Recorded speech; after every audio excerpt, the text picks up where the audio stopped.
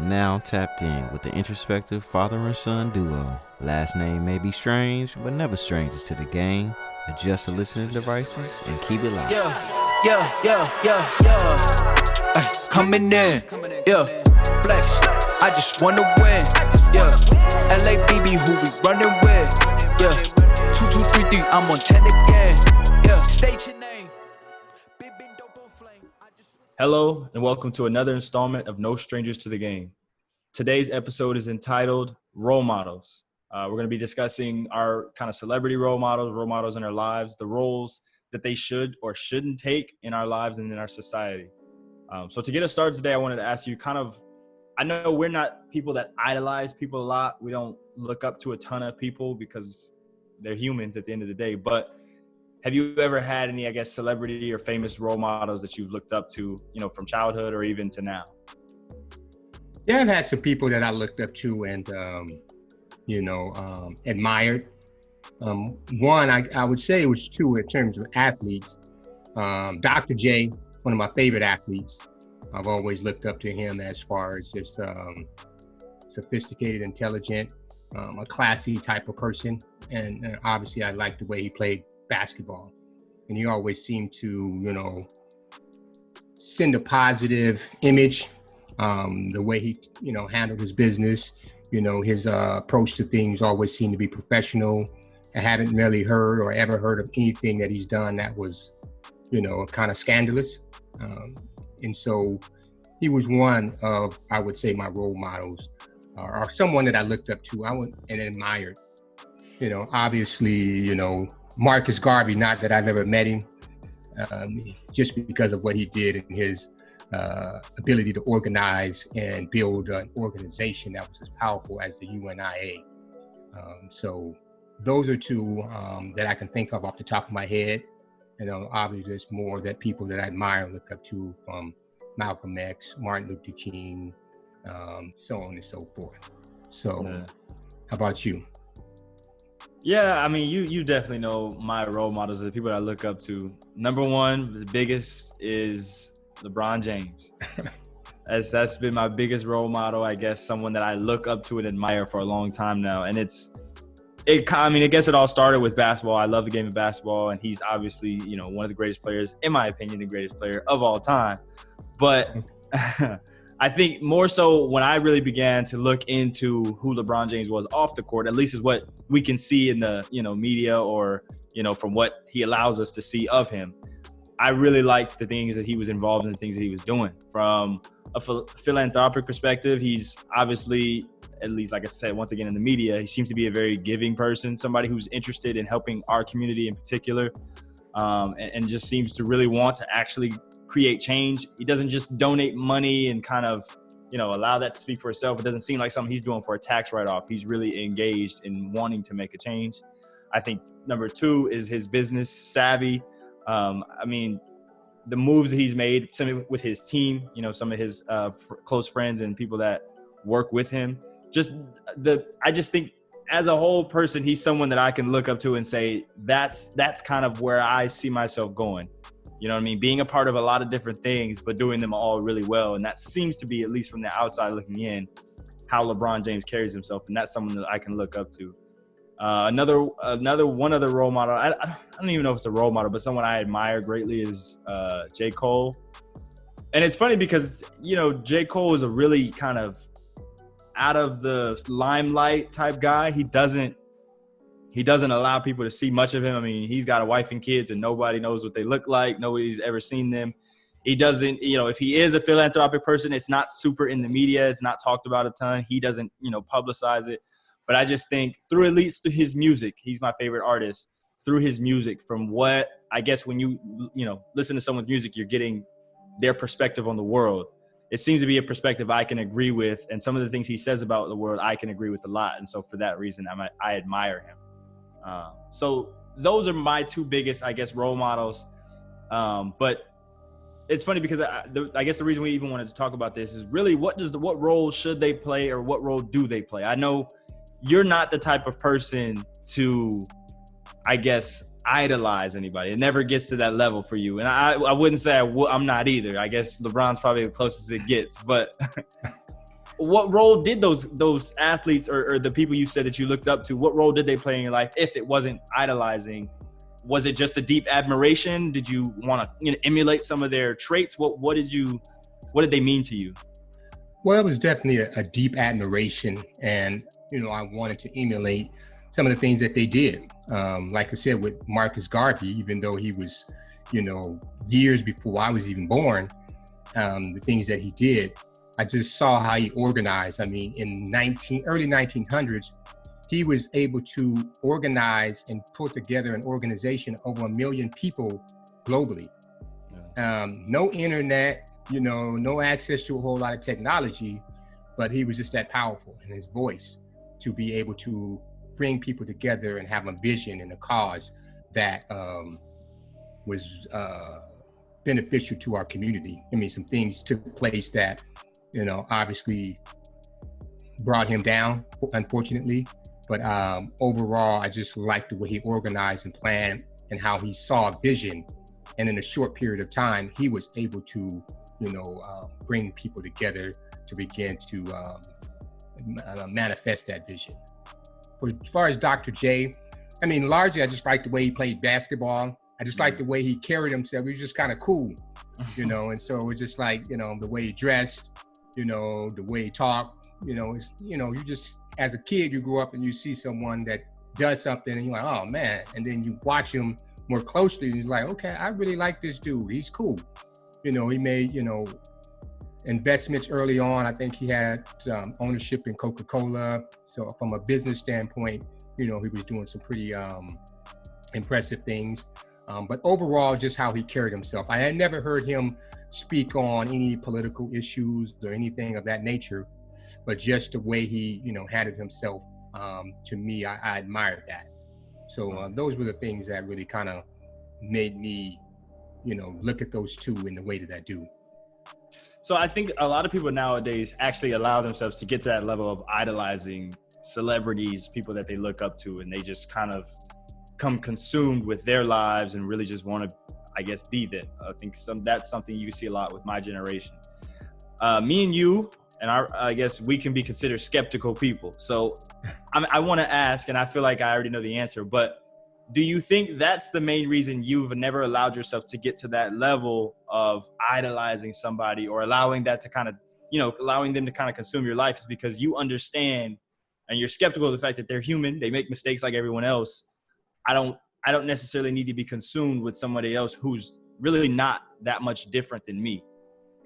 Yeah, and being a student athlete and having the opportunity to meet some of these, professional athletes and entertainers in my lifetime, I realized that, these people are just like me. They're just more famous. Their lives are more in the public. And not to take anything away from that, I just realized that, they are human, and they can make mistakes. And I don't want to put so much into these individuals to have a letdown, and expecting things that they may not be able to live up to. I mean, these are people I don't know. I just know them from what I see of their images and what's in the media, but nothing to the degree of where I personally can walk up to them and know about their lives. I may have read about them and those types of things. But for me, and I just guess growing up in general, sometimes with family and just people you grew up with, you just kind of had these expectations, and to see sometimes that people didn't meet those expectations, it allowed me to kind of take a step back and admire people without, having great expectations that they were something that they may not been able to, carry out in their lives. So that's me. It's funny because I remember, I think it was like middle school or something, I'm the biggest LeBron James fan ever. And then I remember I watched like a YouTube video about like how LeBron's in the Illuminati and like he's a devil worshiper and stuff. And I just remember kind of like being twisted because like I look up to this guy so much. I admire him and everything like that. But I was like, to me, at least to middle school John, they made a great case. So for me, I was just so conflicted. Like, this is somebody I look up to for so many reasons, but here I'm getting evidence, or at least I guess a thought that he could be this kind of, totally different side to him or stuff. And so that, I think I knew that all along, but I guess it just kind of really started to shift my thinking of like, okay, I don't know this guy. I don't know these people that I'm looking up to, at least from a celebrity standpoint. I don't know. I have to at least stay somewhat removed because I don't know these people. Who knows what they're really into, what they really do. So yeah, I think that's probably the biggest thing. That's kind of the biggest cause for not even skepticism. It's just, I guess, being smarter about it. Yeah, it's just reality that, these are normal people like you. They just have a skill and they have been, out in the forefront of what they do, and they're just famous. And then they have something that they do that they're great at. And, more people know them than people know you. So, and I guess a greater conversation that we wanted to get into too was we were talking about the responsibility they have or the expectations.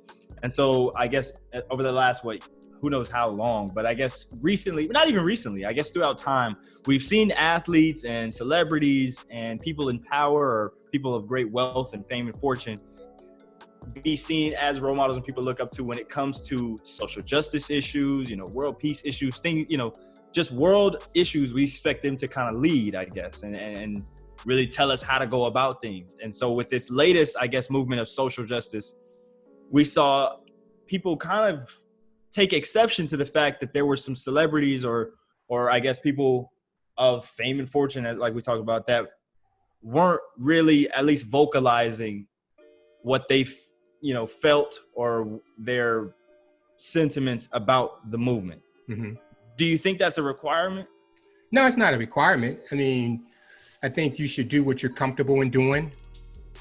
Stepping out on a platform or on an issue that you may not be educated on, may not feel comfortable trying to be the spokesman for it. Yeah. I think it's a smart thing not to do that. Only step out on things that you're passionate about, that you feel educated enough to be able to make a clear statement and a message that will be beneficial to the cause and to the situation, opposed to just speaking out because somebody expects you to speak out.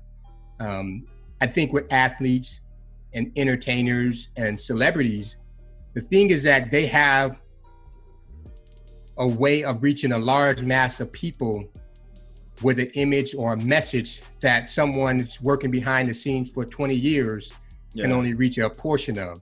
And so I think in that regard, we're using that platform to send a message, I think is great, just as long as you are educated and aware of what you're sending out so that you can be productive and effective, and having people that deal with those issues to be able to advise and educate you so that the messages are clear and, can be productive. And I think of a particular instance. This summer, we were listening to the songs that J. Cole and a young artist named No Name were putting out. Young artist No Name, she's a female artist. I actually enjoy her music, but she was kind of, I guess, calling out J. Cole in particular and a few other celebrities for not speaking up on their social media platforms anyway about these issues and, I guess, disseminating information to help the cause, right? Well, J. Cole kind of was like, I hear what you're saying. I do understand that. But at the end of the day, I'm not the most educated person on these issues.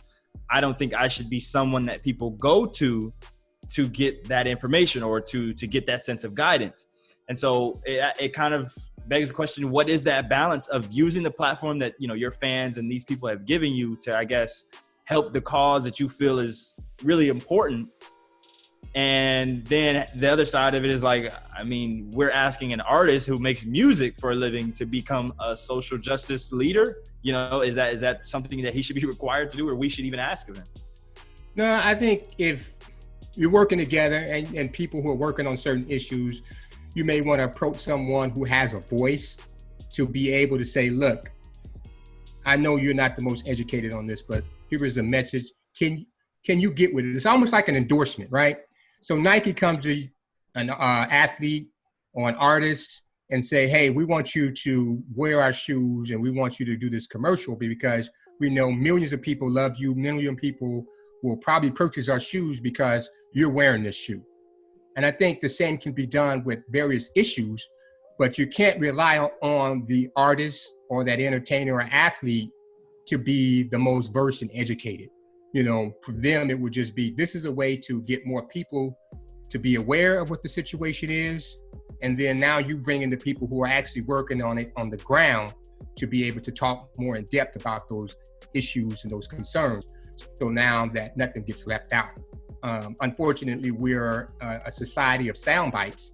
And, you know, in order to get people to pay attention, sometimes you have to use these sound bites in individuals that may be able to grab those attention, but don't get lost in the celebrity. Don't let the message get lost in the celebrity, but allow it to be something that they can project out and be able to make aware, and then bring in those that are more educated to, you know, talk more in depth about it. Give me an instance where, and this could be even closer to home, whether it be a famous celebrity that you looked up to and admired as a role model, or someone in the neighborhood or in your family that you looked up to. Give me an instance where they let you down, where you were looking up to them, you know, looking at their moves, and then something they did kind of changed your view on them. Like, that's, all right, maybe I shouldn't use them as a I have a few of those. I mean, I don't want to call out any names, but some cousins who, you know, a few years older than me, and, you know, always looked up to them, admired them, you know, as athletes and just, you know, individuals in the community. And, you know, for whatever reason, they kind of took a different direction over time. And, you know, their lives went in a direction that I looked at and it's like, oh, wow, that's not where I want to go. And so it was disappointing. But, you know, those are the things that allowed me to see up close that these are individuals, and whatever reason they took that turn and made those decisions, you know, I don't fully know, but I understand that, you know, these are people who one split decision could change your life in a way that, you know, takes you down the wrong path and it's hard to get back on track. So, you know, I know that's kind of vague, but I just don't want to put anybody out there on the spot to be, you know, coming up like, hey man, why are you talking about me in your podcast? Put me on Front Street. I think mine is a little different. It's not that they disappointed me or people that I looked up to kind of failed me, although I guess I've had those instances as well. Mine is more so, I guess, a story of work until your idols as your rivals, as the saying goes. It's funny because when I was younger and I was triple jumping in high school, I was, you know, a freshman, sophomore, whatever, and I was looking up to these dudes who were, you know, juniors and seniors at the time, and they're jumping, you know, a lot further than I was because I was younger. And I looked at them, I'm like, man, these guys are amazing. I would love to be able to jump that far. And it's funny because through the years, as I've continued to get better and better and better, I've seen a lot of those people that I looked up to, you know, the names that I saw, you know, on lists a lot higher than me, are suddenly, I'm starting to pass them. I'm, you know, and I'm kind of, I guess, catapulted to that spot of like, there's younger kids that are looking at me like, man, I can't wait. I wish I could jump that far and things like that. And I guess I say that to say is I love that term. I love that terminology, work until your idols or your rivals. You know, to the people that you look up to are the people you're competing against. Right.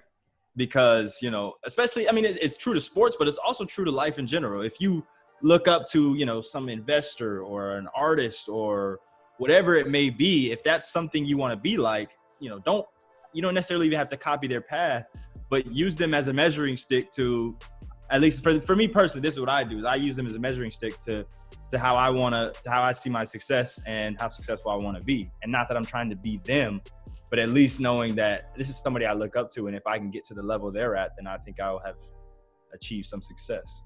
Right. One thing I also want to, and I agree with that, and I've had people where, you know, they were out there, and next thing you know, you reeling them in, and you're like, oh, this is the dude I was looking up to. I done passed him.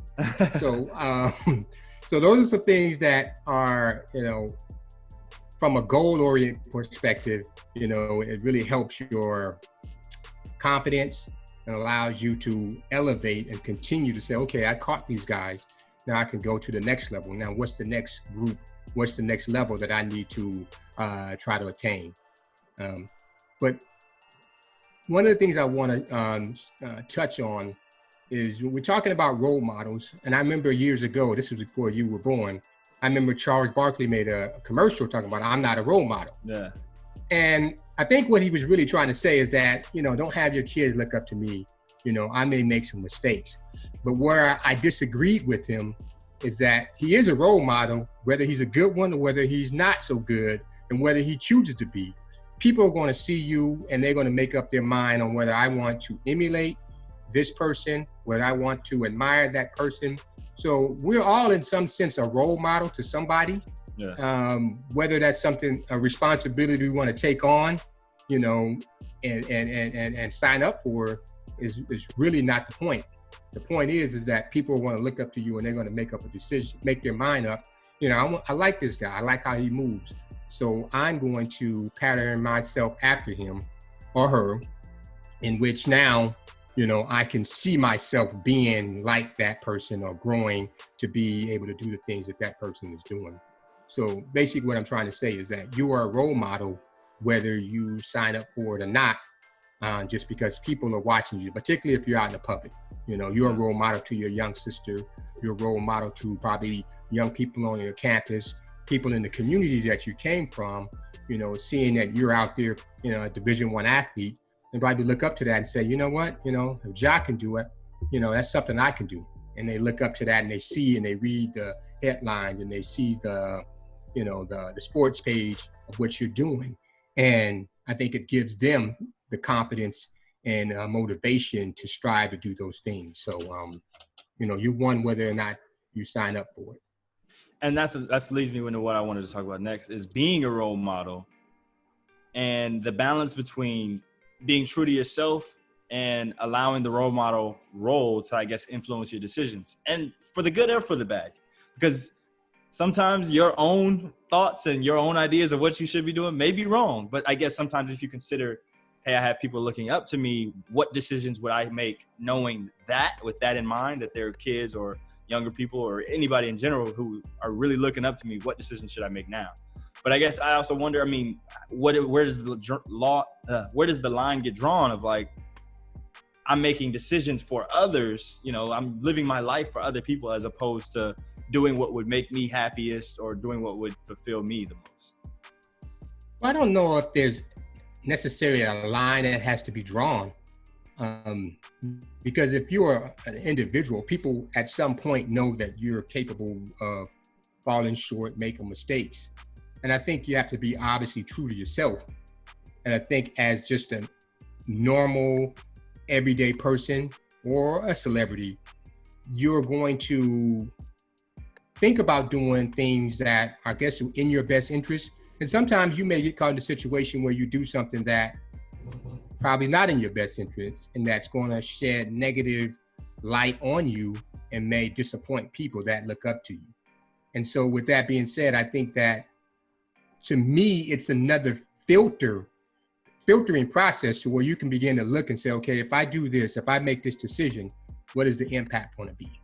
You know, who are the people that may look up to me, who may be disappointed or let down because I did something that, you know, I shouldn't have done.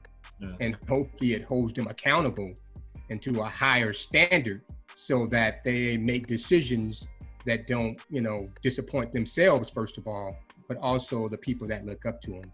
And not that they're responsible for these other people, but hopefully they think about it in a way that, you know, I don't want to let a kid who looks up to me down because of some decision I made that, you know, I shouldn't have made. And I know we've talked about this, and it's a small detail, because I obviously admire LeBron James a lot, and I think he is a good role model for young kids to look up to. But one of the small details we talked about a little bit before is sometimes in his social media and his speech in general, the vulgarity and kind of the profanity is something like, it's not a huge deal, right? I mean, it's just, you know, some bad words, I guess. But I think when you have kids who are looking up to him and they kind of, you know, should he filter that out more? And so that's what I'm getting at, is like, yeah, LeBron, I mean, when he's at home, he probably talks that way, and that's just kind of who he is. So in that moment, he's being true to himself, but being in the position he's in, the platform he has as a role model, should he filter that out a little better? I would say probably, yeah. Just my thinking, just because of the message it sends. I think he's intelligent and articulate enough to use words that can get across the point that he's trying to make without it being vulgar and offensive, particularly to younger kids. And so LeBron, you know, cut out the vulgarity, no cursing. But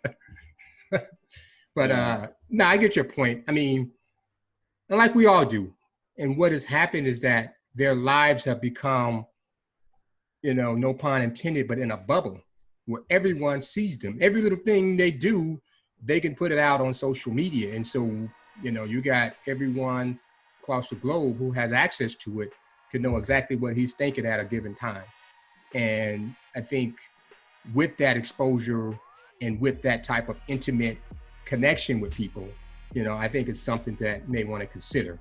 And not to say that he's a bad guy and, it's terrible, but I think in terms of influence and affecting younger people, it may be something to definitely look at and consider, when you're putting those tweets or whatever you're doing on social media, because people are watching, kids are watching that.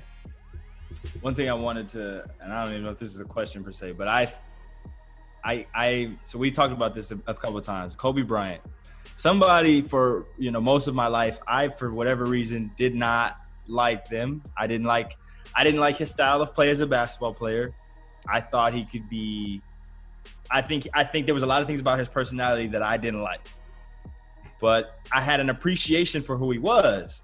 And I think after he passed away, I realized that there are a lot of his personality traits that I didn't like, probably because I see them in myself.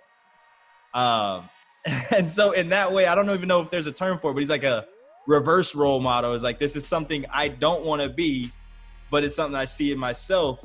I don't know if there's a term for that, but it's just, I think that's interesting. And it leads me to believe, like, really, realistically, I'm saying is, should you yourself be your own role model? Yeah, I think you should look up to yourself, because you're going to be attracted to things that you want or desire, right? And I think when you see that in yourself, I think it allows you to elevate yourself, your confidence in who you are, because I'm seeing a mirror of myself through someone else. And that person, I like their style, I like what they do, and I strive to be that way. And in striving to be that way, I become my role model, because I'm evolving into what it is that I was aspiring to be, or what I admired, if that makes sense. So yeah, I think you should be your biggest cheerleader, your biggest advocate, because nobody knows you better than you. Many people will probably disagree with that and see it as arrogant and, cocky. But what I'm saying is that you have to believe in you when nobody else is around, when nobody else knows what's going through your mind, when you're getting ready to do a jump, when you're getting ready to do something. Your coach may believe in you, and the fans may believe in you, but if you go down that runway and you don't believe in it, then, it ain't gonna go well, So it always starts with you, and it filters out. So what happens up here carries out into, or manifests into reality, into the physical, but it always starts here in your mind, in which you project out and actually manifest those things. But let me go back with you. You said that, Kobe Bryant, you said you probably disliked him because he had traits that you realized that you had. So what are some of those traits? I think, and it's different because my sport is different, but at least athletically, we can both be really selfish, even somewhat arrogant. I think, I guess in his personality traits in general, at least from, like I said, this is all outside looking in. I didn't know Kobe Bryant. He seemed to be somebody that really isolated himself, didn't, hang around or have a ton of friends, at least to like I said, once again, outside looking in. And just, those all seem to be things, he always seemed to be really conscious of, kind of, I guess, so much more that it led him to, like I said, isolate and be alone a lot, even with the family and kids. It just seemed like he always was kind of like in his own head, and that led him to, like I said, those other traits of selfishness, arrogance, things like that. And those are things that I've kind of always feel like I've had in myself, but I've tried to deny. And I think that's another part of the reason that I'm such a huge LeBron fan, is because he has a lot of the traits that I wish I could have. He, has a large group of friends. He touches a large group of people. He is, widely known. He seems to have just a great personality of infectiousness of, like, when he walks to a room, everybody lights up. And so that seems to be something that I've always wanted to be. And I think even to a degree I am, but I feel like in a lot of ways, I also have that Kobe of, like, I don't want to talk to nobody. I'm I'm in my own world. I don't want, you know what I mean? And so it's weird. It's like it's almost like a role model and an anti-role model. But nonetheless, it's funny because Kobe, one of my favorite, I watch this all the time before I jump, is Kobe's documentary Muse. And he talks about, at least athletically, tapping into his darker emotions to become, well, in his words, the Black Mamba. But I think that's funny because it's something that I started to do athletically as well. And so, yeah, it's like on a life level, I don't think Kobe is my biggest role model. I think he's made mistakes throughout his life, and not that he was a bad person or anything. I think he can be a role model. He did a lot of great things in his career and even off the court. But athletically, it's funny because I think I would actually, I guess, lean towards Kobe being my role model more than LeBron. Yeah, and I think, I don't even like saying that. Unfortunately, with Kobe, I think he was just now becoming and evolving as a person that many people would be able to see outside of basketball and all the other traits and characteristics of Kobe.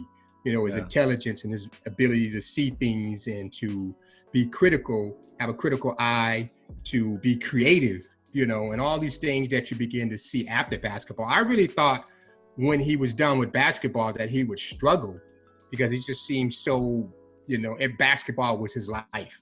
And I was glad to see that he was able to transition from that and get involved in various things that he enjoyed, that he was passionate about. And I'd really love to see him continue to evolve and see the various sides of Kobe that we didn't get to see while he was playing basketball. And so, it's unfortunate that we don't get that opportunity to see his continuous evolution, after basketball. Yeah. Well, last words for me on this topic are, like I said, I think a few tokens are work until your idols lose your rivals. And if you're not trying to be somebody that you can look up to, then you got to change that. Yeah, I agree. I think what I would say is that, your role models, and we didn't really get into this, but your first role models are really your parents and people that are closest to you. You see them and you emulate them, and you become a lot like them. When you look back, you're a lot like your parents. However good or bad that is, you see those traits in yourself. Yeah. And, as you begin to develop and grow, you see where you probably want to be. And that's, I think, how we begin to admire people and want to emulate, because you say, you know what, I'd like to be like that. That person seems like they got it together. And so I think if you begin to take what you're aspiring or admiring in others and begin to apply that to yourself, I think it will be very beneficial and help you grow to become the person that you were admiring. And I think that's always a good thing when you grow into what it is you admire. You can't go wrong there. Yeah, well, all good things to take with you. And as always, we appreciate everyone for tuning in to another installment of No Strangers to the Game. Make sure you listen in next week. We'll have another episode for you. All right. Peace. Make sure you like, subscribe, hit the notification bell so you're notified every time we post a video.